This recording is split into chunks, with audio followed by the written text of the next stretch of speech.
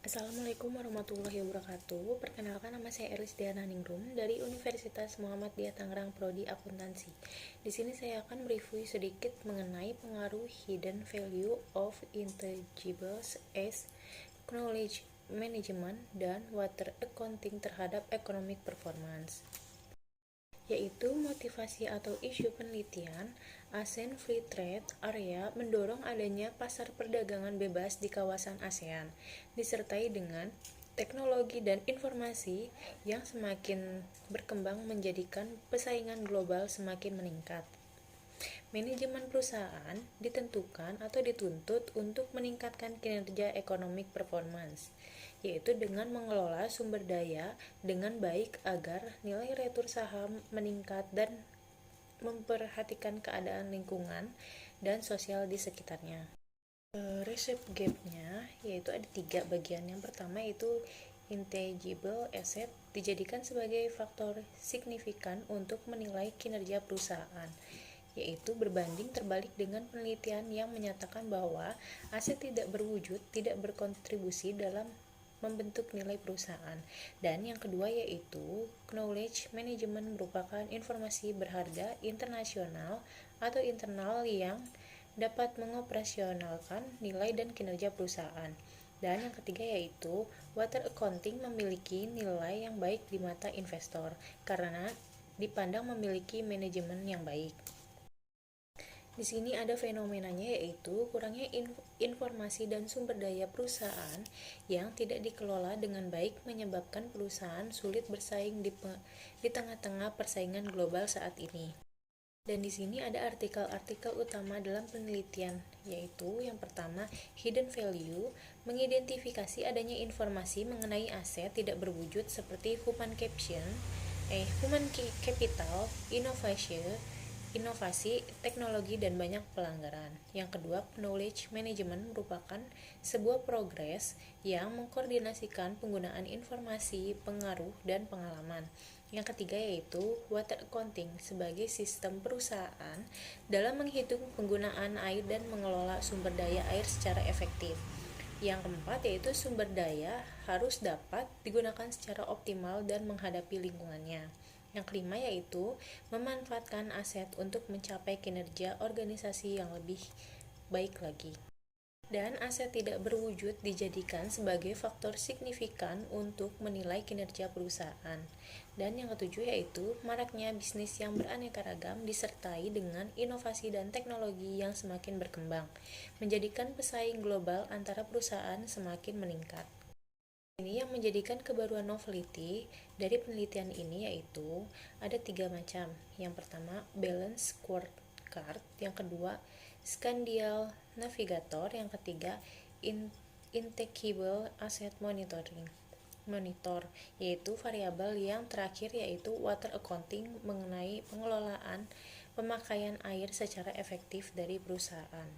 Di sini, apakah question atau perumusan masalah dari penelitian ini?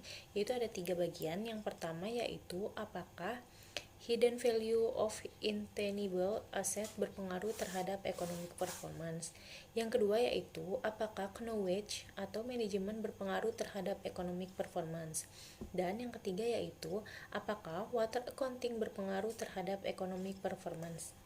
Di sini ada tujuan dari penelitian ini. Yang pertama yaitu untuk mengetahui pengaruh hidden value of intangible asset terhadap economic performance. Dan yang kedua yaitu untuk mengetahui pengaruh knowledge management terhadap economic performance. Dan yang ketiga yaitu untuk mengetahui pengaruh water accounting terhadap economic performance.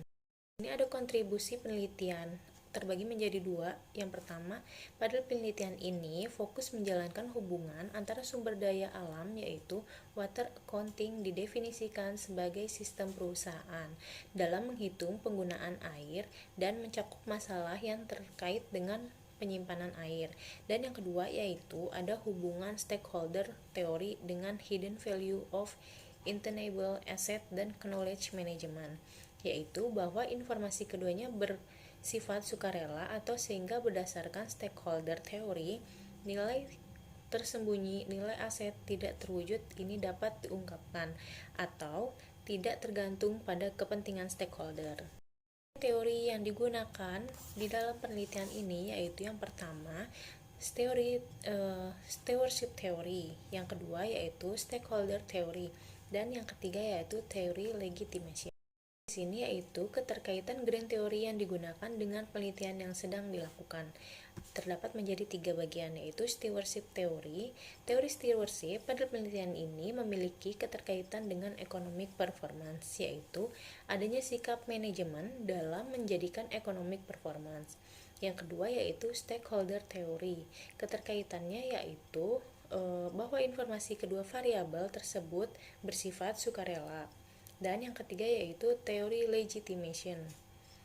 Teori legitimation mengungkapkan water accounting sebagai bagian dari environmental, yaitu menjadikan bahan pertimbangan bagi investor terkait kegiatan investor yang dilakukan perusahaan.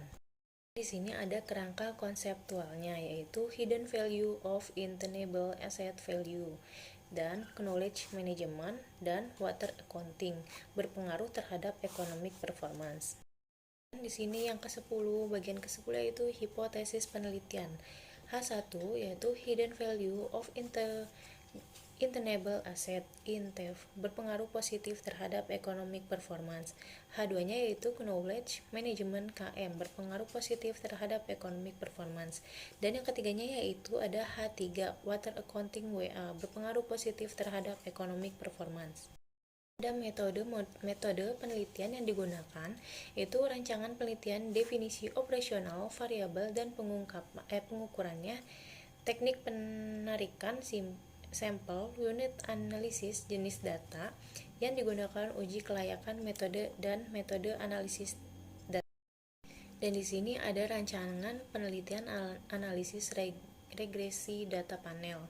Dan ada definisi operasional, variabel, dan pengukurannya. Ini persamaan regresi yang digunakan untuk pengujian hipotesis penelitian. Ini ada rumusnya, PIT sama dengan minus 43,855 ditambah 0,8182 WE. Itu contoh dari penelitian yang digunakan pengujian hipotesis. Dan pembahasan hasil penelitian, statistik deskriptif, hasil uji kelayakan model, hasil uji hipotesis. Jelaskan hipotesis yang terkait atau terbukti yang tidak terbukti pembahasannya. Ini ada 3. Yang pertama, analisis statistik deskriptif tidak digambarkan dengan jelas oleh penelitian dalam penelitian ini. Yang kedua, hasil uji kelayakan model, penelitian telah memaparkan dengan jelas terkait uji kelayakan model yang tepat digunakan dalam penelitian ini. Yang ketiga yaitu uji hipotesis. Setiap pengujian hipotesis telah dipaparkan dalam bentuk gambaran. Hasil penguji beserta didukung dengan pemaparan hasil dalam bentuk deskriptif. Di sini kesimpulan dari penelitian ini yaitu: pertama, hasil pengujian regresif data panel menunjukkan H1 terbukti diterima bahwa INTEF berpengaruh positif terhadap EP. Yang kedua yaitu hasil pengujian regresif data panel menunjukkan H2 terbukti diterima bahwa KM berpengaruh positif terhadap EP. Dan yang ketiga yaitu hasil pengujian regresif data panel menunjukkan H3 terbukti diterima bahwa WA berpengaruh positif terhadap EP. Keterbatasan kritikan. Tidak ada keterbatasan dalam penelitian ini. Seharusnya penelitian membuat kesimpulan dan keterbatasan selama penelitian. Implikasinya yaitu penelitian tidak menjelaskan implikasi penelitian. Harusnya penelitian menjelaskan hasil penelitian sebagian masukan bagian perusahaan dan stakeholder terkait pengaruh aset tidak terwujud dan akuntansi air terhadap kinerja ekonomi. Oke, sekian dari saya mengenai review pengaruh hidden value of intangible asset, knowledge management, dan water accounting terhadap economic performance. Kurang lebihnya mohon maaf. Wabillahi taufiq wal hidayah. Wassalamualaikum warahmatullahi wabarakatuh.